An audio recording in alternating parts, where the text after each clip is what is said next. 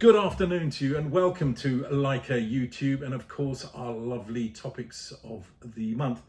Today with me is a lady that has not only led the UK policing team on something called honour-based violence, but has also shaped or helped shape national policy. A person who's not only been the first Muslim female officer to be honoured by the Queen for her outstanding work, of course, but a person who is not only passionate, but is willing to even go that extra mile and even doesn't matter about her work, doesn't matter about whether she's in uniform. Well, if a principle needs to be sorted, it will be done. With me is Nikki Hubbard. Good afternoon. Good afternoon. I can't really call you detective anymore, but I will say former detective. Is that all right? That's absolutely fine. Thank you. Welcome. Retired. Retired. There you go. Welcome to the Lyca YouTube and some of our topics that we do. One of them I'm very, very interested in is exactly what we're discussing today, honour-based violence. And I'll be straight to the point. What is honour-based violence? I'm sure you would have realised that I am Asian background, and anyone that's Asian background would know what izzat is. And that's a way of honouring your izzat, where people create or commit crimes in the name of honour, and it's really honour-based abuse. So they say it's a peer pressure from the community how a woman or a man should dress or behave in public, bringing dishonour to the family. Could you also call it a cultural crime then? I wouldn't sort of say cultural, because honour-based violence isn't just limited to the South Asian, because forced marriages happens in the travelling community, it happens in the Irish community. It's not just the South Asian problem. Okay, interesting point. So it's not just a South Asian problem, it happens in communities. I have to ask, does it still happen today? And if it does happen today, in which sort of way is honour-based violence happening today? Because obviously times change, people change, generations change. Is the honour-based violence still the same way? I think it still exists. It's existed for generation. It's like how they should dress, how they should behave.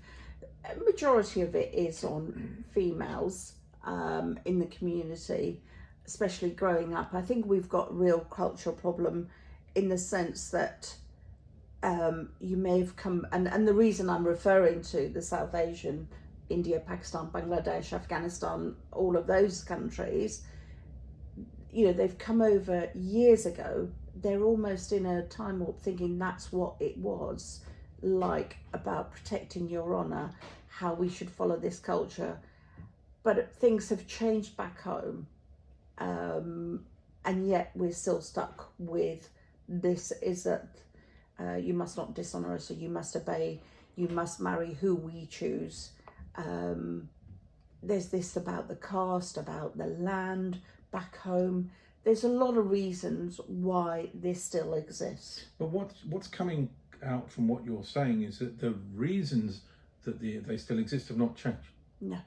Which does seem rather strange, given that we've had maybe two generations growing up in this country, and they're still saying, for example, you may not dress the way I like, and therefore this needs to be sorted. Is that correct? Yes, that's correct.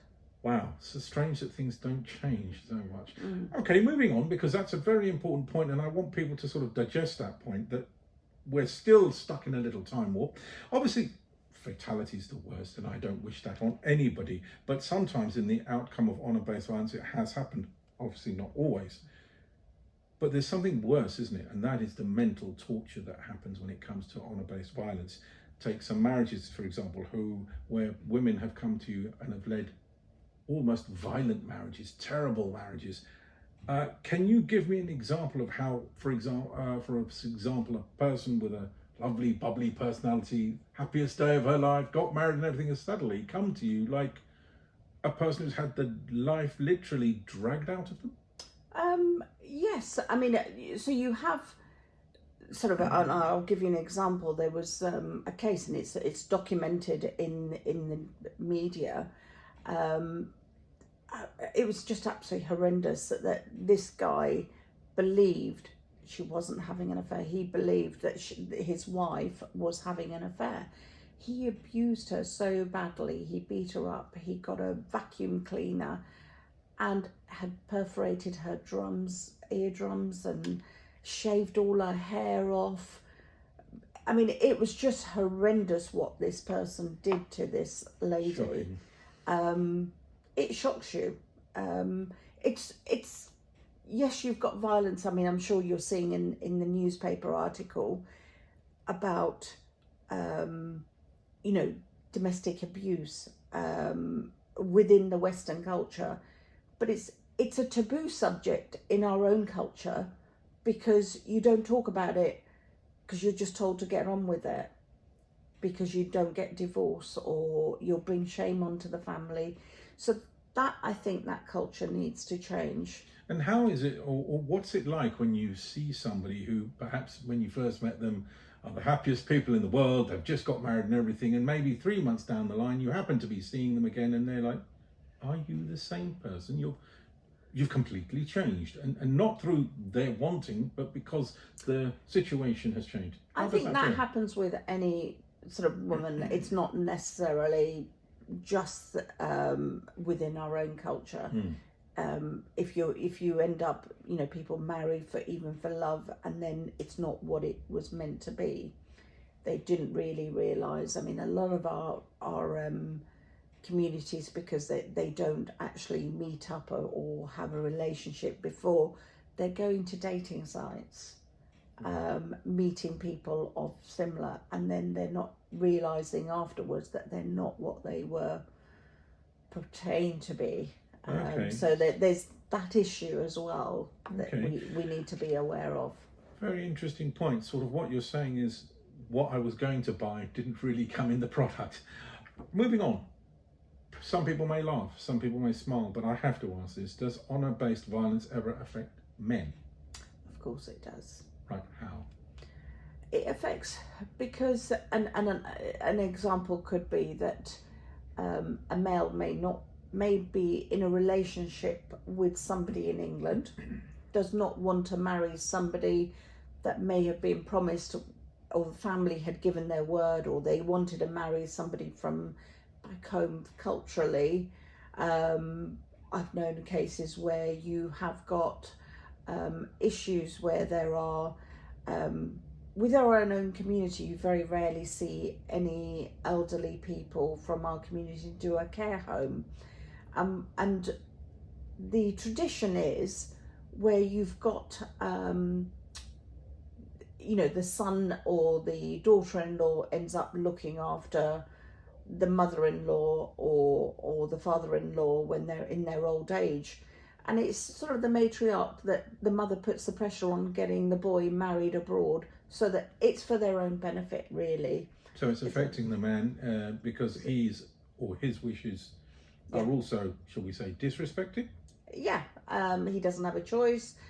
It's not a happy marriage because he may be having a girlfriend or he wants to marry somebody else. The family don't care about his happiness. It becomes quite personal. Okay, moving on. You've helped a number of charities, many of which are dealing with domestic violence, many of which are helping with honour-based violence. Where do you see that has actually, if at all, helped society, and especially people who perhaps were afraid to come out? Somebody may say something. How has that and your work in the charity really tried to change the opinion to make it more acceptable, to say, look, I don't think I should be hit. I don't think I should be treated like this. Please help me. I think there are a number of charities. One of the very sort of oldest charity is Southall Black Sisters, that have been around for a number of years. You've got Taj, Shaheen Taj, who does Henna Foundation in Wales. You've got Derbyshire based Carmen Havana. In fact, back in 2008, I believe, when we'd agreed that I actually supported them, myself and Steve Dehan, who was the superintendent. We did the business plan. We actually helped set up the Survivors Helpline with the funding of the Home Office. So that the idea was that this was an anonymous call, it was an 0800 number, people could ring up for advice, but that was there to support victims how to get there. And certainly one of the best ones that was Cleveland Police. They actually had an officer sitting in the control room who was honour-based violence trained officer.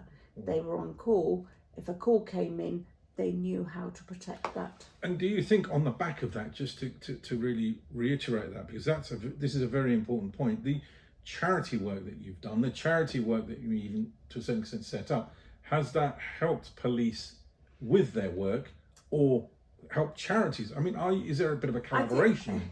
I think what actually does is, and you have to understand from our culture point, no matter what the victims are going through, a lot of them will not want to prosecute their parents, would not want them to go to prison. And they just want to be able to have a choice, stop the abuse and not necessarily criminalise. And that's why the Civil Protection Act came in, I think it was 25th of November 2009. That was to prevent, the civil action was there. It was brought in purely so that if there was somebody being forced into marriage, you can get a protection order. The family would say, right, you cannot take them out of the country. There's a protection order on this victim.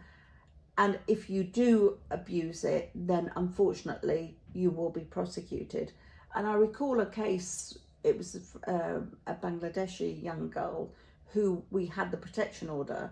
The father would not hand her passport over because we put her in a refuge provision. He was sent in prison for 28 days.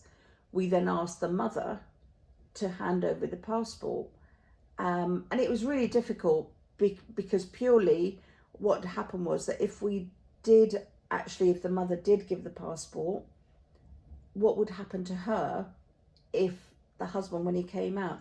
So we had to make a judgment call. So we did go to the Bangladesh embassy and we actually cancelled her passport, which was another way of dealing with it. So what you're saying is a lot of, and correct me if I'm wrong, a lot of people who have suffered honour-based violence, domestic violence, it's not about them getting their parents or whoever's done it punished. It's about, in effect, warning them to stop this, or you could face punishment, which I think has, as you say, helped quite a lot, especially with charities. It's not, let's put people straight into prison. Yeah. I see what you're saying. Right. I think a lot of people were confused when we bought the protection order. They believed that the police were doing this, or the government was doing this to basically not have arranged marriages. It was never about stopping people having arranged marriages. Arranged marriages were not affected. Yeah. It was about forced marriages. Absolutely. And I want to move on for a minute because time is of the essence here. You're not just about domestic violence and honour-based violence. There's a lot behind you as well. Being in the police, being a police officer, what else have you done, perhaps that may not be honour-based, may not only be on the Asian community, but has certainly put a mark on the police service, being an Asian Muslim woman as well? Yeah, well, it's been interesting. The honour-based violence, I think a lot of people know about it because when you look at it, it was after Benaz Mahmood case, we didn't know anything about honour-based violence, and that sort of really highlighted it after the Home Affairs Select Committee. However, I only did that for about 3.5 years. It went from how bad we were to Centre of Excellence. But then I moved on, which was one of the things was I then was contacted by SO15, which was counterterrorism. They wanted me to come on and help them with preventing extremism. So I actually was sort of working with Prevent. It was trying to engage with the community. I was actually the first, in fact, Southwark had a Muslim forum, and I was the only police officer ever to be actually part of the Muslim forum because they had this mistrust about the police, but then they actually did trust me and I was allowed to sit on their board. So what you're saying is you're a bit of a link between the community and the police. Yeah, although I was police, but I was actually working with the community. So I did that for about a couple of years or so, and then I was very lucky. My sort of commander that I knew from years ago just said, "Hang on a minute, what's happening about your promotion? What about your, you're helping all these people?" And she says, "Become a detective." And I said, "You have to understand, I came out of Hendon, and within 3 months I became a staff officer. I was working strategically. I've forgotten everything I knew. And I'm now 5 years down the line, you're asking me to investigate." And that's when she said, "You'll learn." She threw me in the deep end, and I had to sit and do the exam. And you swam. Well done. Got to move on again because of time, but that is an excellent point, that you didn't only become the link between the police and, say, the Asian community, but being put into everyday work, again, showed that Asian people can do it. You don't have to just be non-Asian to do it. Which, I mean, look, before we get to the end of this, I want to sort of get to a point here. You're an MBE, you've been honoured by the Queen, there's been lots of work that you've done where you've been noticed and recognised for. But there are people who are going to be watching this suffering in silence. What advice would you give them today to really help themselves? Some of them are still being watched, some of them still being cared. We think, oh, it's great, social media, the mobile telephone can help us, but that can also be a hindrance. How can we help them? What would you tell them? I would actually trust the police. Please go to them. There are agencies, non-government agencies, i.e. charities, where you can actually go and, if you look at honour-based violence. But if you go to the National Domestic Abuse Helpline, you can go and get advice. There's a lot that you can do. And it's very much at the moment, I mean, after Sarah Everard, it's highlighted the violence against women and girls. So it's not just the girls. We do have problem with men, but there is also a men's charity as well. And I think it's called Menkind or something like that. That's correct. I think it is called Menkind. Yes. So you can actually go to them, but there's loads and loads of female charities. So you can go and get advice if you don't want the police involved. You can go into refuge provision, and there's all sorts of support. I want to go back to something you said very importantly, because I think people are going to be asking this. You mentioned earlier on, people can go to the police for help. Mm. Does that mean they just dial 999? If they're in danger. If they're not, is there a line they could just go to the local police station? Well, yes, they can phone up. If a person's gone aggressively violent, and I have seen this where the lady's screaming, "Get him off me! Get him off me!" Yeah, but if you can actually go and report it online, you can report it on the phone. There's so many ways that you can actually report to the police. I mean, I have to say, I've only been in the Met, but I've worked with the other forces. It's exactly the same. The 101 number, it will locate you to the nearest, wherever you're living, to the local police.